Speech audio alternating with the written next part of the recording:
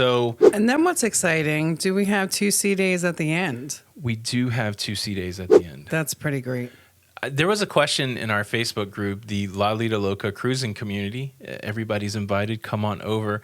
But there was a question, and there was a lady who said, I prefer the sea days at the beginning, and my husband prefers the sea days at the end. Oh, I remember seeing that. Where do you stand on that question? Do you like your sea days in the beginning, or do you like your sea days in the end? I like them in the end. I like them in the end, too. Why do you think that is? I think because... So, like, when you go to the ports, right, like, it's a lot of hustle bustle and, you know, getting things together and scheduling things and making sure you have everything when you get off the ship.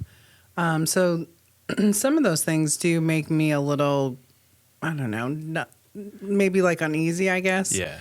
You know, so then at the end of the cruise, I like to have the sea days because then I feel relaxed and, you know, I feel like, okay, this was a fantastic vacation.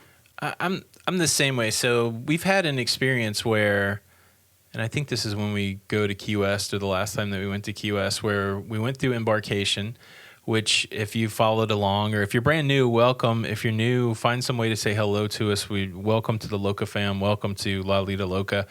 Tony and Jenny, we're really glad to have you. I'm Jenny. That's right.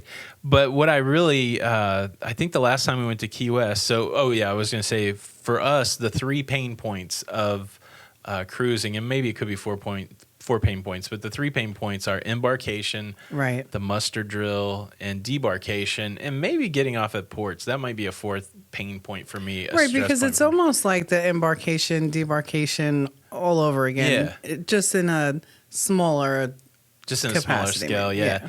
So what I don't like is when you have that crazy embarkation, tired, you know, you woke up the hotel, you're super excited, you worked through the embarkation, you made it through the muster drill, you got your room, you got it unpacked, you got to your first dinner, you went to some shows, you stayed up late, you got to hit the casino for the first...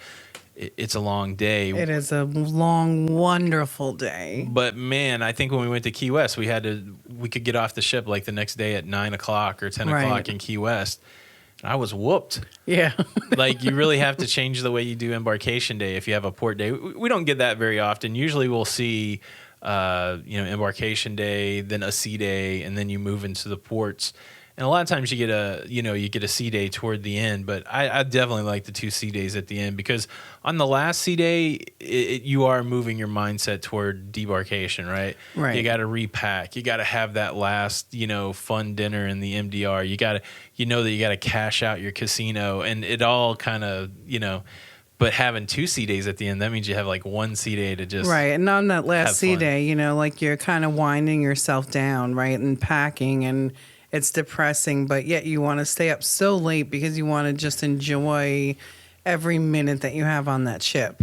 So that's why I really do love, the 2 sea days, because you have that 1 sea day at the end that's just like, oh, I really am going to stay up late, and I don't have to I could sleep in tomorrow. And the wild thing is, as content creators, you have this list either written on paper, which is what I try to do, and then it becomes a mental list of all the things that you want to film. There's a lot of people that you connect with that want to see what you're doing, wants to see the things that you're doing on the cruise ship. And so I've got this running list, like, oh, I got to make sure I get some video of this, or I got to make sure I talk about some stuff like that. And sometimes when you run into that last sea day, if that list is long, not only all that other stuff you have to do on the last day, but, from content creation perspective, like, oh, I got to get this filmed, I got to get that filmed. Right.